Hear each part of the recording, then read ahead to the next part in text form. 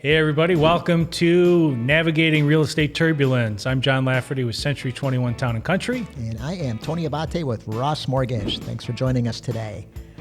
So we've got a really relevant topic in light of what's going on with the market, and that is what folks have to do to get their offer accepted. Because am I understating it, John, if I say it's a little bit tougher now to get an offer accepted than maybe in years past? Oh yeah, it's and then some. It's reminiscent of 2000. I hate to make these comparisons, but it really is reminiscent of 2005, 2006, when people were offering well over and above what the home was listed at. Mm-hmm. And so certainly, Tony, one of the things that I want to talk about as we get into this, I'm just going to make a note here that we make sure and we talk about the role that the appraisal waiver is playing in this spike in prices and people feeling confident to offer over and above and do an appraisal guarantee. Sure. Yeah, spicy topic for sure. Yeah. Spicy tuna. Yeah, exactly. So you work with both buyers and sellers, John, so you see it from both sides of the equation. From my perspective, you got challenges on both sides. I mean, on one hand, if you're working with the seller, there's that ultimate question, what's our number? What do we go to the market with? And the market is skewed right now because of, it's so imbalanced in favor of the seller. And then when you're working with buyers, you've got an equal but different challenge of what do I make as an offer? What's a fair offer? Certainly you've had to change your script in light of what's going on in the market. I mean, and to kind of paint the picture, every offer, it seems like, and maybe I shouldn't say every offer, but most offers, home goes on the market on Monday. By Tuesday, it's got multiple offers. By Thursday or Friday, the seller is saying, hey, I'm going to make my decision by this date. Is that a safe way to say this is what's going on? Yeah, I say that's a really good synopsis of what's happening out there. Now, there are still houses out there that are sitting. As we say in real estate, there's one of three reasons that your home, especially in a hot market like this, isn't selling.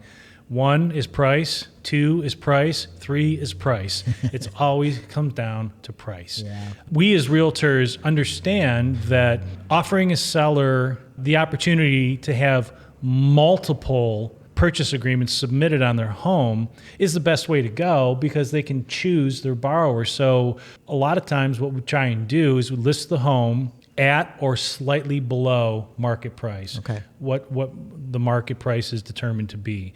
And with that, you can generally expect multiple offers to be submitted on that home and typically bid up and over list price, probably even up and over where you assume value might be. And then the seller has the opportunity to choose which offer they decide to go with.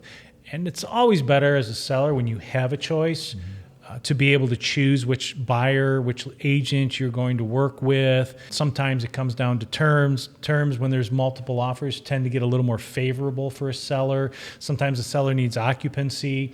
And if you get one offer, the chances of that buyer offering free occupancy, are a little less. Whereas if you have multiple offers, you can kind of play those people off of each other, those different buyers, and say, well, seller really wants 30 days occupancy. I will tell you that there are multiple offers on the property, which in a buyer's agent mind should trigger probably want to try and give them free occupancy if we can. Yeah.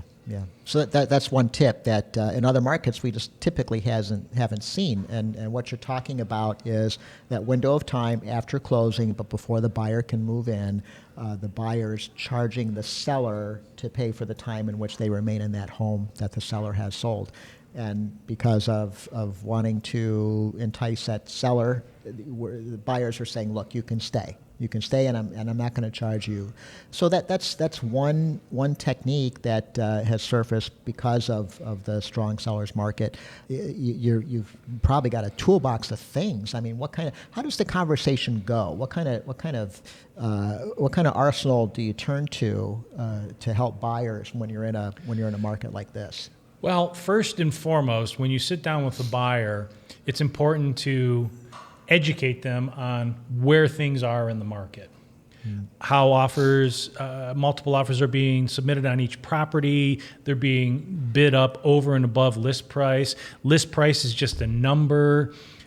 Just because it's listed at that price doesn't mean it's worth that price. I'm seeing over and over again where houses are appraising above and beyond where the list price was. Sometimes 20,000 over, sometimes 30,000 over. It just depends. And that's where a realtor that knows the market and knows the value of homes in that market becomes invaluable, because sometimes if you're dealing with a buyer with limited funds and they can't guarantee the stretch between where purchase price is and where you're offering, you can't cover that entire stretch, sometimes that can cost a buyer a home. So as a buyer agent, you have to be knowledgeable of an area to be able to give your buyer some comfort. Now, are you always right? No, because you and I both know that appraisals are opinions, and one's opinion of a property or an area may be different than another appraiser's idea or value that they assign to an area. So first and foremost, it's having that conversation with your buyer and educating them on what's happening out there. And frankly, if they're not comfortable with where that is, then you have to have the tough conversation of maybe this just isn't the right time for you. Yeah. Maybe you need to just pause and sit this one out, and maybe 6 months or next spring, you save some more money. We'll revisit this and see if we're in a different place, and maybe you'll have a little more money and maybe a little more comfort with dealing that. But they've got to know up front that this is what's happening out there, and you've got to be comfortable to play in that, because if you're not, you're just going to lose and lose and lose and lose. So that's conversation number one. Secondly is, okay, so you want to play, and now we need to get you pre-approved, not pre-qualified, but pre-approved. There's a difference, and there's an important difference there, and I'll let you talk about that. But that's important, to have a buyer that's pre-approved so you can submit a bank letter or a lender letter with the offer. We also, working with a good lender will also flush out during those conversations of getting them pre-approved. Okay, so is there a family member that's going to be gifting you any money? Is there other funds that are at play? Are you planning on pulling money out of a 401k or an investment fund? Those are conversations that they have with you, and those are things that we as buyer agents need to be aware of as well, just so we know what kind of buyer we have going in, how much money we have to play with, especially if we need to do an appraisal guarantee. So I'll pause there and just have you talk about the importance of having a buyer pre-approved, and one of the things that Ross does above and beyond that I don't see any other lenders doing currently. Sure. So it goes without saying, there's not going to be an offer made that doesn't have a pre-approval attached to it that is going to get any consideration from a seller. It's a given. And there's a couple elements that are important, and one that you talked about is other options that buyer might have. Is there the potential to get money from a family member? Do they consider maybe a 401k? Because the reality is a lot of consumers come to market and they're going to say, yeah, we know the time is right. We know we want to buy a home. We have some idea of what the financial picture is going to look like, but we don't know all our options. And when conversely, if they go to make that application online, the only thing that they're going to get is a response based on the data that they put in. There's no dialogue about, well, hey, here's some options that you might consider if you do this. Or, hey, you might be in a situation where you have to do an appraisal guarantee. Let's talk about how that works. And, that's a really, really important dialogue, especially in this market, because what we don't want to do is discourage buyers. It takes some thick skin to be a buyer in this market, needless to say. And when they have good awareness as to what their options are, they have some awareness as to what other buyers are doing to get to the closing table that are maybe a little unorthodox, like those appraisal guarantees or like escalation clauses that you might be talking about.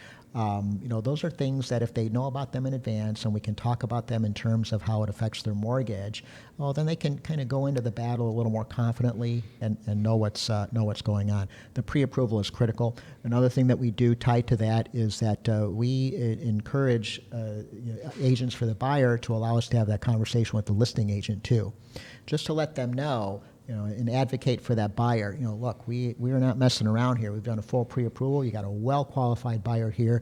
We've confirmed that there's sufficient assets. We've confirmed that there's sufficient income. We've confirmed that they're meeting the guidelines for the program. You've got a transaction that's going to close. And hopefully that dialogue with the listing agent will just notch up that offer a little higher compared to the others, and then make that a situation where that buyer just ranks a little higher and has a greater likelihood of getting their offer accepted. Yeah, that's really important. Having a lender that advocates for the buyer is huge in my book. Most listing agents, if they're good and worth their salt, are going to call a buyer agent and call the lender just to talk about the buyer. On occasion, when there are 5-7 offers, actually having a lender be proactive and call the listing agent just to speak with them about the buyer, it goes a long way as a listing agent. It goes a long way to have a proactive lender. It says, okay, this person's on their game. They know the buyer. You have no idea how many times I've called a lender and said, hey, I'm calling you, and I get them on the phone in the first. Most lenders don't answer their phone because they want to hear what your message is and why you're calling them before they will call you back, so they can have their computer in front of them and just refresh them. But if you catch some lenders off guard and they pick up the phone and say, hey, I'm calling you about so-and-so. Who? I don't know. I got a pre-approval here from you on this buyer named so-and-so.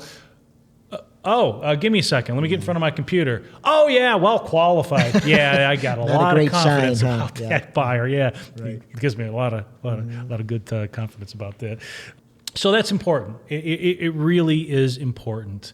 Once the agent knows that this is the home that you want, this is the home that you got the warm and fuzzies about, it's what you've been looking for, it ticks all the boxes, then as a buyer, you want a buyer's agent that you feel confident is going to go to the wall for you, is going to do everything that they can do to try and get your offer accepted. They're going to pull out all the stops, do what it takes to get the offer accepted. And that doesn't mean blowing up the listing agent's phone 20 times trying to get a hold of them to confirm that they've received the offer. That's not what I'm talking about. There are conversations that are had with listing agents from a buyer agent's perspective that I think as a listing agent can put them at ease about the offer that you're submitting. Also letting them know how long you've been in the business and you understand the process, and explain who your buyer is and why they love the home. And you can do that over the phone. But it's doing the extra things for your buyer to put them in the best position to get their offer accepted. And I think that's really important. And a lot of times, from a listing agent's perspective, you have no idea how many times I've just gotten up in the morning, opened up my email, and, there's an offer on the property. Mm-hmm. And it just says, hey, confirm for me you got my email offer, please. That's it. No phone call, no nothing. Just let us know when you're going to make a decision. Yeah, that's not advocating for your buyer. Not working hard for the buyer. You're not working hard. So as a buyer, you want a buyer agent that's going to pull out all the stops to try and get your offer accepted. And that's things above and beyond price and terms. There are other things that can be done. So that's huge. John, I think too, there's the aspect of going the extra mile on setting some expectations for buyers as well. When you're having a dialogue with the buyer that includes the idea that, hey, this is the list price of the home, and contrary to what you've heard for years and years where you might get the home for less than list price, you might have to bid $5, $10, $15, however many $1,000 more than list price to get that home.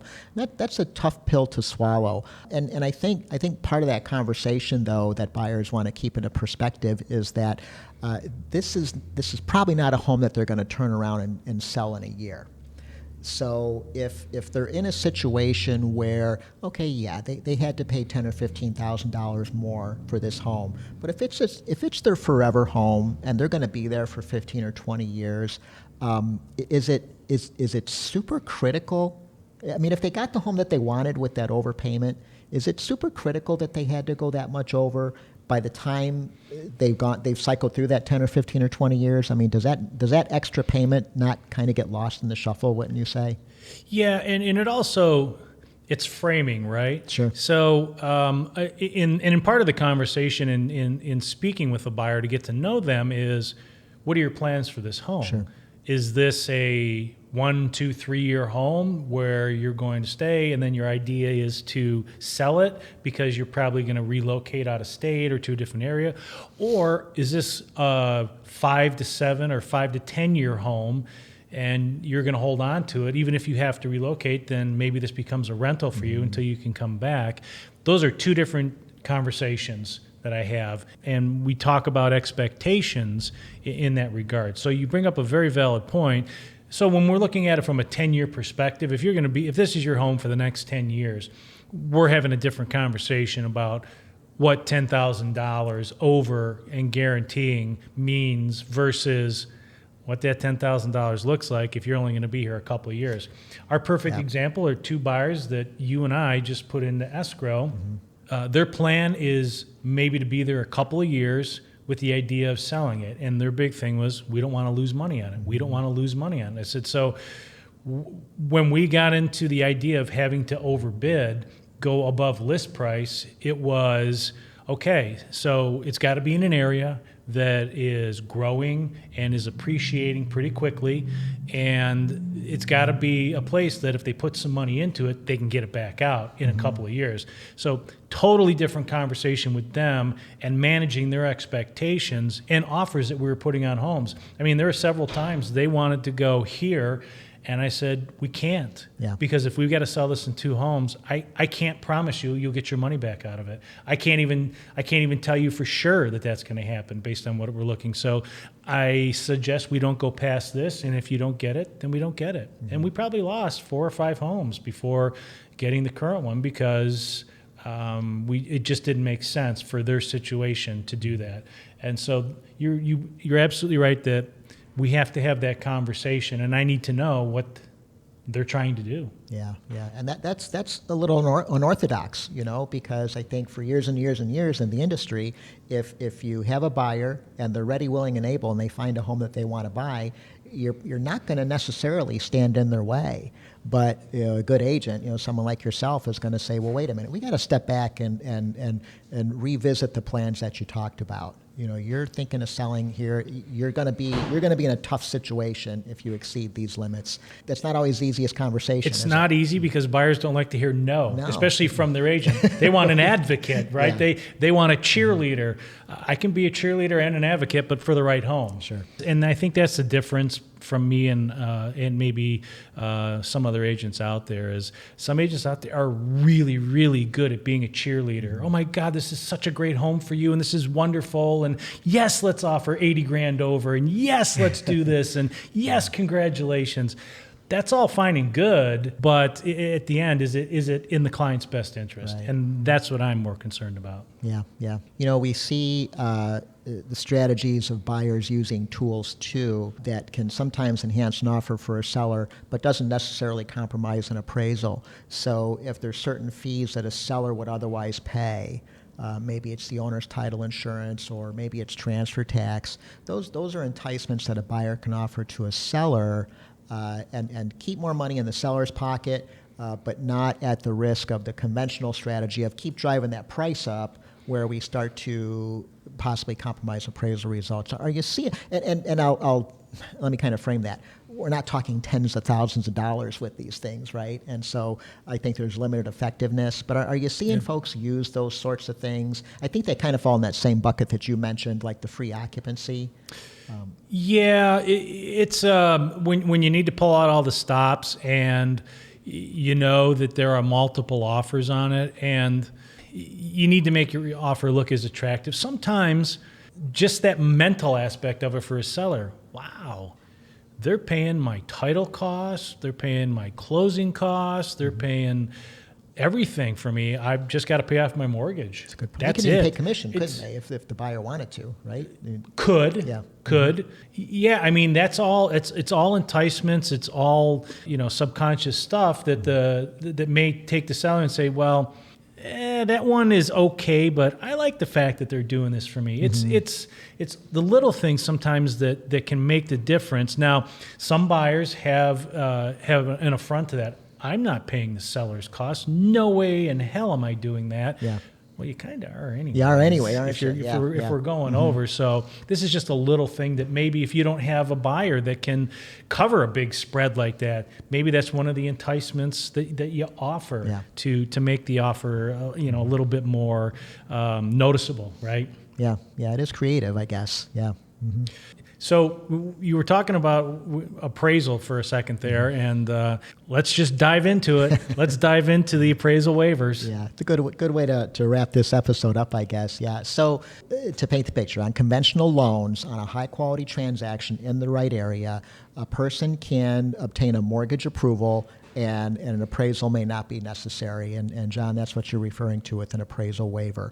It's debatable whether it's appropriate and good lending or whatever. But I think when we kind of step back and from Fannie Mae and Freddie Mac's perspective, they're kind of saying we got a high quality transaction here, and oh, by the way, that's going to be a comp, that's going to be a comp, that's going to be a comp. We own all those loans already on those properties.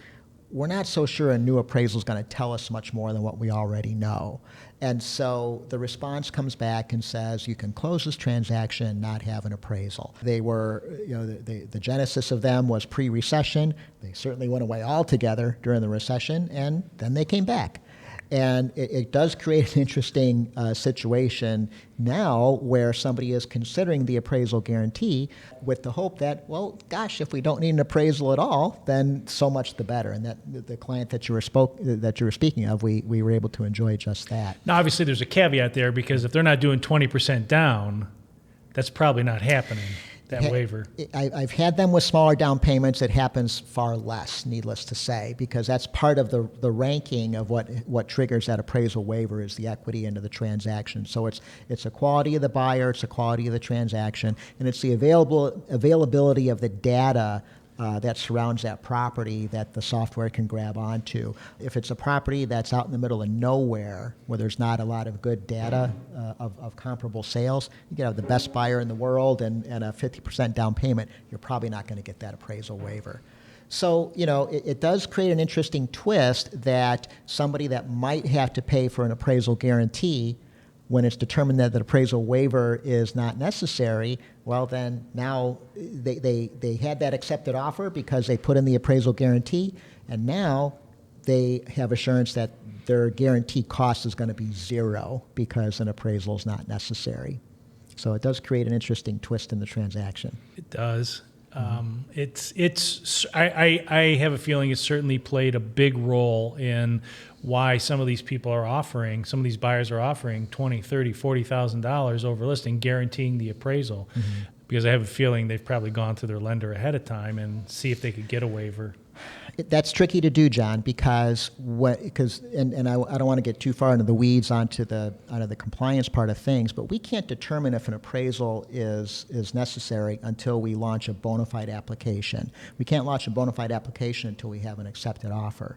So we've got to put that address into I'm not talking about legitimate lenders who got to do this. I'm talking about the ones that are creating fake applications in order to run this to give their buyers some confidence that it might happen. Yeah, it's a thin line. I'm not saying that happens a lot. I'm just having a little fun. Yeah. So it would be nice to know in advance, but it is tricky to know well in advance, of making that offer, because you've got to make that bona fide loan application, and then the lender can tell you that you've got that appraisal waiver. It's like finding that extra Easter egg after the application's been taken, I guess you could say. So, but it is interesting when we're in a market where, and again, this is where it can get reminiscent of the pre-recession days, where we have values that are being pushed up and up, limited supply, and lenders that have the ability to close loans without an appraisal. That's probably an episode in its own right, but it's as an old school guy, I'd be lying if I said that I always sleep well at night knowing that we're closing those transactions without appraisals. Yeah, we both know the value of an appraisal, and I think if these waivers aren't there, I think a lot more people that will put offers in on homes. It's not appraising; you're renegotiating the purchase price. So yeah, I think we'd be in a different place. Before we go, just want to quickly discuss a couple other things. Number one is inspection waivers. As a lender, if you see that in a contract, is that a red flag to you? It's not. It's not. We never see the inspection results. We don't want to see the inspection results, so it's not a red flag to us. I think it's a red flag on a lot of other levels, needless to say. But from a lending perspective, no, we would not change our procedure because a contract has an inspection waiver in it. Red flag for me, as your agent, as a buyer's agent, red flag for me. I'm not going to recommend that you do it. I've had buyers do it in the past, but they did it for different reasons. But I just can't see myself ever recommending that you waive an inspection. Agreed. Limiting it, making it a smaller window, or maybe doing some other crafty things with that language, but not waiving it altogether. And not, if you're the buyer, you're still going to get an inspection, even if you waive the inspection, but putting some language in there so that if something comes back horrific, foundation issues, mold, you're not obligated to buy that home. You still got an escape clause, as we say. Yeah, that's so that's one of those that's I see it happening, and not the way to secure. I don't necessarily agree with it as a tactic. I'm with you. This was a good topic, John. We touched on a few things. So hey, thanks everybody for listening. All right, thanks everyone.